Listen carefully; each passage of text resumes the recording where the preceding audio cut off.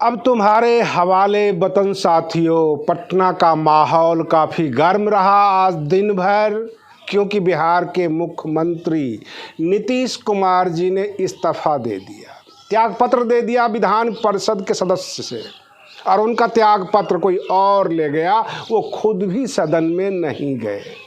सवाल ये उठता है कि नीतीश कुमार जी ने त्यागपत्र दे दिया और ये कह दिया अब तुम्हारे हवाले वतन साथियों, लेकिन इसके पीछे की राजनीति, इसके पीछे क्या होने वाला है, यह भी बताने वाला हूं इस वीडियो में। बिहार की राजनीति कैसे घूम रही है, 360 डिग्री पे घूम जाएगी। ये पूरा का पूरा ब्यौरा आपके सामने लेकर प्रस्तुत हूं। मैं आरडी भारती और आप देख रहे हैं बिहारी सुल्तान। बिहार में राजनीति बदलने जा रही है। जब आप सच्चाई से रूबरू होंगे तो फिर आप सोचेंगे कि सही कौन गलत कौन।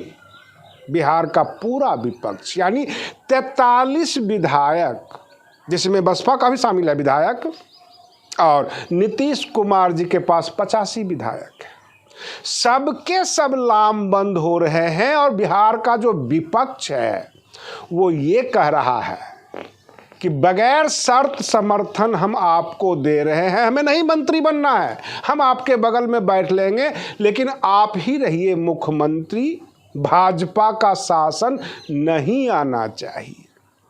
अब मैं आपको इसके आगे की तस्वीर बताने वाला हूं।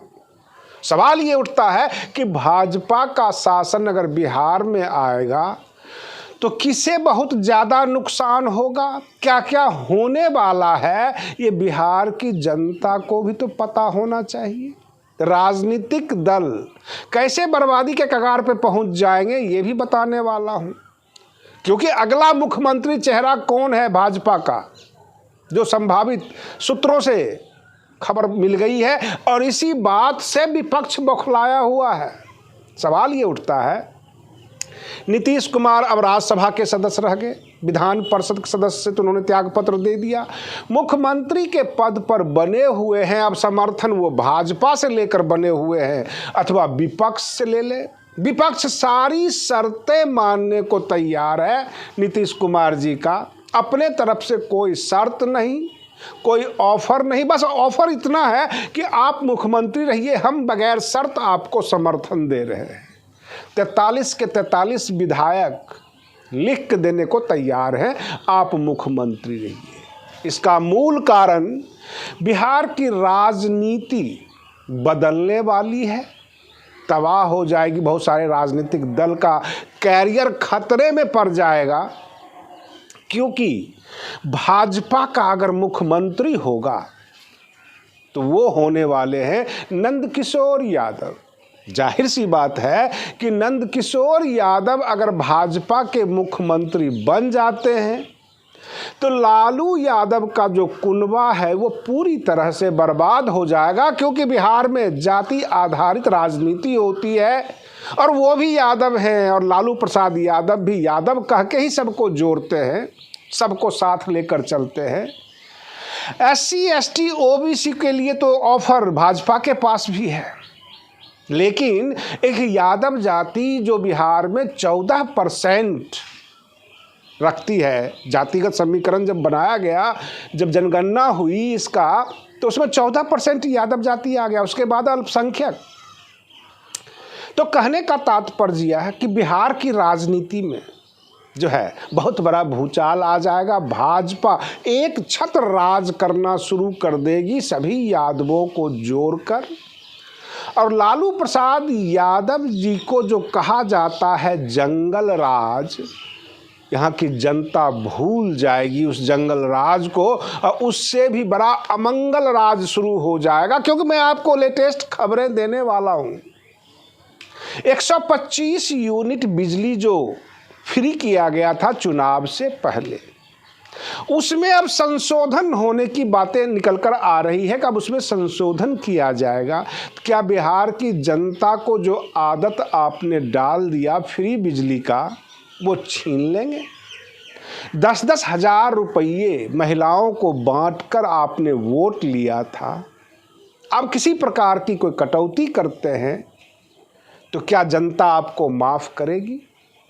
क्या भाजपा छल करके, जनता को पैसे दे करके, प्रलोभन दे करके सत्ता में आ जाती है, उसके बाद वसूली शुरू करती है? ये बहुत सारी बातें हैं। नीतीश कुमार चुप हैं, तमाशा देख रहे हैं कि कौन क्या ऑफर लेके आता है। फिर 85 विधायक उनके पास है।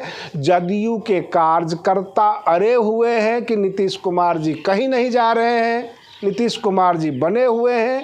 अब प्रश्न ये उठता है कि किसके समर्थन से, भाजपा के समर्थन से अथवा विपक्ष के समर्थन से?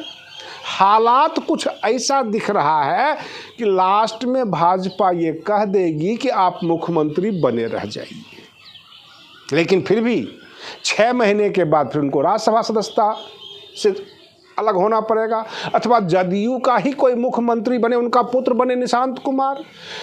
खबरें तो ये भी निकल कर आ रही है कि 2.5 साल का बंटवारा है, निशांत कुमार 2.5 साल मुख्यमंत्री रहेंगे और 2.5 साल सम्राट चौधरी। इस तरह की भी बातें निकल कर आ रही है। प्रश्न ये उठता है कि सामने 2027 का उत्तर प्रदेश का चुनाव है और पड़ोसी राज्य है।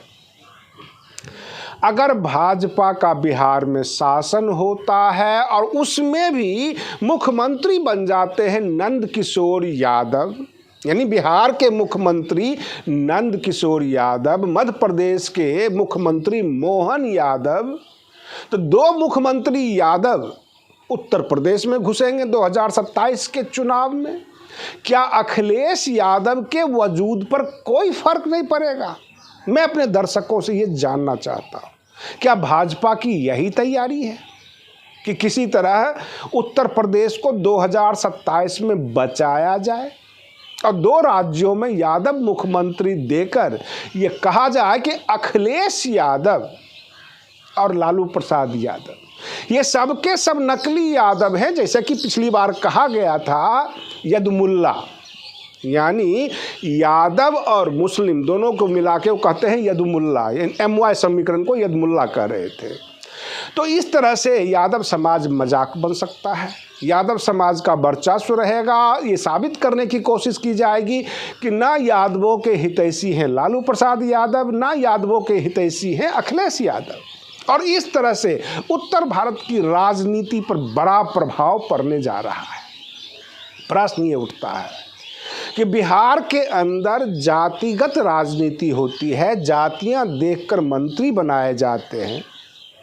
ऐसे हालात में भाजपा एक छत्र राज करना चाहती है। अगर बिहार में वो यादव मुख्यमंत्री दे देते हैं तो फिर बाकी किसी भी दल को आगे आने की कोई गुंजाइश नहीं रह जाएगी। जदयू छिन्न भिन्न हो जाएगी, आधा जदयू निकलकर भाजपा में चला जाएगा, क्योंकि ओबीसी चेहरा सामने हो। मैं आपको बता दूं, 15-20 साल से जो बिहार में एनडीए ने शासन किया, कुछ समय को छोड़ दीजिए जीतन राम मांझी वगैरह का समय को, तो ओबीसी चेहरा थे नीतीश कुमार। भले ही उनका विकास मॉडल हो, सब कुछ हो, लेकिन चेहरा में ओबीसी चेहरा थे। अब यादव भी ओबीसी में आते हैं और यादव चेहरा जब हो जाएगा तो एक समस्या तो हमेशा के लिए ख़त्म हो जाएगी कि लालू प्रसाद यादव के बारे में जो एक परसेप्शन था कि बहुत बड़ा वोट बैंक उनके साथ है, वो समस्या भाजपा की खत्म हो जाएगी। तो ओबीसी की समस्या ऐसे ही खत्म हो जाएगी। रही बात SC ST, तो SC ST के हिस्से का जो कुछ भी है बजट में किसी तरह निकाल कर सवर्णों को देकर खुश किया जाएगा, UGC को रोका जाएगा। कहने का मतलब गंदी राजनीति की शुरुआत होने जा रही है। आज के लिए बस इतना ही। आप बने रहिए बिहारी सुल्तान चैनल पर। हम फिर मिलते हैं अगले वीडियो में, तब तक के लिए धन्यवाद।